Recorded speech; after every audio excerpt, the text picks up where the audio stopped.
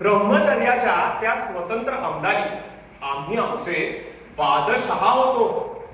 आणि आज पूर्वेला जाण्याचा विचार सुद्धा त्या सूर्यनारायणाच्या मनात येण्यापूर्वी आमच्या गृहलक्ष्मीचा गजर होतो. उठा, दूध आणायचंय. उशिरा जाता आणि मग दूध संपलंय म्हणून सांगत येता. ही भूपाळी पूर्वीच्या बायकांकडे सकाळी उठून सडा संमार्जन करून गायीची धार काढत होते. कुठं गेल्या त्या माऊल्या? आमचं कुटुंब पहाट उठण्यापूर्वी आम्हाला धारेवर धरतं. एकतर दिवसा हिच्या डोळ्याला डोळा देण्याचं मला धाडस होत आणि रात्री तिच्या घोरण्याने माझ्या डोळ्याला डोळा लागत नाही. वर पुन्हा मीच घोरतो, हीच तक्रार. स्वप्नात सुद्धा घोरल्याचं कधी लक्षात नाही हो मला. आता आमच्या वैवाहिक जीवनाला एक तप होत आलं. 12 वर्षांच्या काळाला एक तप का म्हणतात हे आता वैवाहिक जीवनाची 12 वर्ष झाल्यावर मला कळायला लागलं. हे वैवाहिक जीवनाचं एक तप खरोखरच उग्र आणि खडतर असतं. कॉलेजमध्ये सुद्धा एक तप काढलं. शेवटच्या वर्षाला म्हणजे इंटरला असताना माझ्या आराधनेला यश येण्याची संधी प्राप्त झाली. पण ती हुकली आणि शांत हिमकन्या गौरीची आराधना करावी आणि मग सासूरवादीनी प्रसन्न व्हावी तसं काहीच झालं. काय बोलणार, आपलेच दात आणि आपलेच ओठ. घरातच बोलायची चोरी, बाहेर काय बोलणार. माझ्या कुठल्याही मताला विरोधच करायचा ह्याच्या तिने कंकडच बांधलंय. मी एकदा खुशीत येऊन तिला म्हटलं, अगं ऐकलंस का, आपल्याला गेल्या महिन्यात ते गणपतराव भेटले होते की नाही? गेल्या महिन्यात कुठले? परवा तर भेटले होते. हो परवा. अगं आपण परवा सिनेमाला चाललो होतो. परवा कुठले सिनेमाला चाललो होतो? सिनेमाला जाऊन झाले 4 महिने. बंड्याला दाखवायला नेला नव्हतं का डॉक्टरांकडे? डॉक्टरांकडे डॉक्टर जोशांकडे ना. डॉक्टर जोशी कुठले हो? डॉक्टर जोशांकडे मी गेले होते विमलच्या खेपेला. हे डॉक्टर टेंबे नाही का? टेंबे? टेंबे म्हणजे बुधवारातले. अय्या, बुधवारात केव्हा गेले ते? सदाशिव भेटत नाही का हौदापाशी? हौदापाशी? म्हणजे तुझी मावशी राहते त्याच्या समोर. मावशी राहते?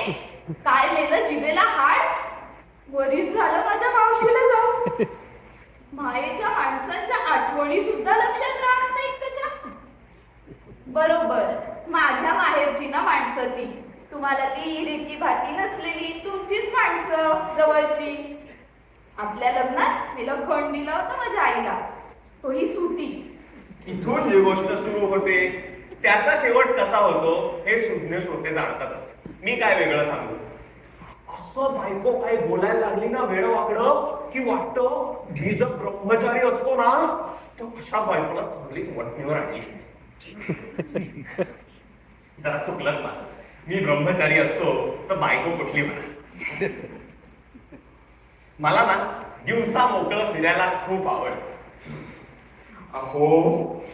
पण दिवसा मोकळं फिरणं राहतं दूर आणि तासाभरानं संसाराचं ओझं अंगावर लादून घेऊन हुश करत येऊन बसलो की ट्रिपला गेलेली कार्टी परत येतात. त्यातल्या एकीच्या डोकीला खोप पडलेली असते, दुसरीच्या पायाला बूटच लागलेला असतो आणि तासाभरानं तो लागलेला बूट हरवल्याचं ध्यानात येतं. आणि वेंधळेपणाबद्दल समजताच पारितोषिके मिळून हा वेंधळेपणा सगळी इकारती बापाच्या वळणावर गेल्यामुळे झाला असा मौलिक शोध लागतो. ह्या समस्त पुत्ररत्नांचा आक्रोश एकदा निपटून गिळाला असा हुकूम येतो. आणि अहो रविवार संध्याकाळी ना दुपारची जेवढं उशिरा झाली की नाही, अहो या सबबी खाली अहो हा कागद चिकटवायच्या खिचडीसारखा तो खिचडी नामक पदार्थ खाण्याचा हुकूम होतो. आणि मला हे माहितीये, मला हे अजिबात आवडत नाही. ह्याबद्दल कधी तक्रार केली ना तर म्हणते चाळीतल्या इतर शेजाऱ्यांच्या घरी काय बनतंय ते बघून या आधी. म्हणून मी हुशार असल्यामुळे उलट तिलाच आग्रह करतो, अगं वा वा छान झालीये खिचडी, तू खा. नको हो, हं? नको. खिचडी जात नाही हो मला. मग? बंड्याच्या खेपेस देखील खिचडी नकोशी झाली होती. विमल, सुमी, बिट्ट्या, फुफ्ट्या यांच्या वेळी तसं काही झालं नाही. पुढचे शब्द मला ऐकू येत नाही तो. अहो बायकोला खिचडी नकोशी का झाली याचं कारण कळल्यावर हे सगळं जग माझ्या मध्ये फिरू लागतं आणि मग मी कळवळून ओरडतो, अरे अरे मी ब्रह्मचारी असतो तर मी ब्रह्मचारी असतो ना, अहो तो सूर्योदय सोडा सूर्यास्तापर्यंत झोपून राहिलो असतो. कोणी आंघोळीची घाई केली नसती, धोब्याचे कपडे मांडून ठेवावे लागले नसते, दिवसभर सिगरेटी फुंकण्याबद्दल कोणाचा ओढा शब्द ऐकून घ्यावा लागला नसता, आणि न भीता रात्री 12 वाजता मी घरी आलो असतो. पण तो योग नव्हता हो. कोणत्या एका गाफील क्षणी मी मान तुकवली आणि माझं स्वातंत्र्य गमावून बसलो. तात्पर्य, माझ्या समस्त अविवाहित आणि म्हणून सुखी श्रोत्यांनो, अहो पश्चात्तापदग्ध शुक्राचार्यांच्या कळवळ्याने मी तुम्हाला सांगतो, लग्न करण्यापूर्वी एकदा सावधान.